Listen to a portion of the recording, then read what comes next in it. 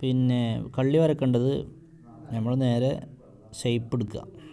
താഴെ സെറ്റിങ്സ് ബട്ടണിൽ മുകളിൽ കാണുന്ന ഷേപ്പ് എടുക്കുക. ഷേപ്പ് എടുത്ത് അങ്ങനെ വരുമല്ലോ.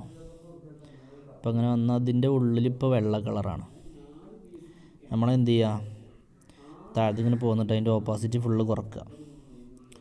ഓപ്പോസിറ്റ് കുറച്ചിട്ട് വീണ്ടും താഴത്ത് പോയി സ്ട്രോക്ക് ഒരു 2 or 3 കൊടുക്കുക. ഇപ്പോൾ കിട്ടി.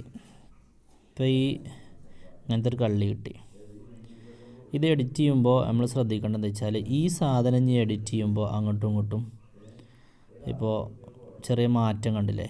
മുകളിലും താഴെയുള്ള ഭാഗം കട്ടി കൂടി, സൈഡ് കട്ടി കുറഞ്ഞു, അങ്ങനെ വരും. അപ്പോൾ അത് വരാതിരിക്കാൻ വേണ്ടി നമുക്ക് ഒന്നുകൂടിയും പ്രൊഫഷണലായിട്ട് ചെയ്യാൻ വേണ്ടി എന്ത് ചെയ്യുക, വീണ്ടും താഴെ എഡിറ്റിംഗ് കൊടുക്കുക. എഡിറ്റിംഗ് കൊടുത്തിട്ട് നമുക്ക് എങ്ങനെയാണ് വേണ്ടത് വെച്ചെങ്കിൽ സെറ്റ് ചെയ്ത് വെക്കുക.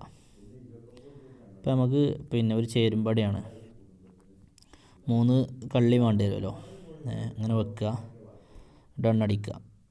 വീണ്ടും കോപ്പി എടുക്കുക, എന്നിട്ട് പിന്നെയും എഡിറ്റ് കൊടുക്കുക. എന്നിട്ട് ഏത് ഭാഗത്തേക്ക് എത്ര കള്ളിയാണ് വേണ്ടത് വെച്ചാൽ എങ്ങനെ നീക്കുക. ഇപ്പോൾ ഇതാ നമുക്ക് 3 കള്ളിയാണ് വിചാരിക്കും, 1 കൊടുക്കുക, ഡൺ അടിക്കുക. വീണ്ടും പിന്നെന്ത് ചെയ്യുക, ഈ വലുത് എടുത്തിട്ട് വലിയ കള്ളി എടുത്തിട്ട് കോപ്പി കൊടുക്കുക, എഡിറ്റ് കൊടുക്കുക. ഇപ്പോൾ കള്ളിയായി. അങ്ങനെ ആക്കി എന്താ വെച്ചാൽ എല്ലാം അതേ സൈസിൽ തന്നെ കിട്ടും. വീണ്ടും എന്ത് ചെയ്യുക, നമ്മൾ വലിയ കള്ളി സെലക്ട് ചെയ്യുക, കോപ്പി അടിക്കുക, എഡിറ്റ് ചെയ്തിട്ട് ഇങ്ങനെ സൈഡിലേക്ക് നീക്കുക. നമുക്കിപ്പോൾ 3 കള്ളി മതി വിചാരിക്കുക. എത്ര വേണ്ട വെച്ചെങ്കിൽ അങ്ങനെ ആക്കുക. ഏതാ വേണ്ട വെച്ചെങ്കിൽ എടുക്കുക, കോപ്പി എടുക്കുക, എഡിറ്റ് ചെയ്യുക, അങ്ങനെ ചെയ്യുക.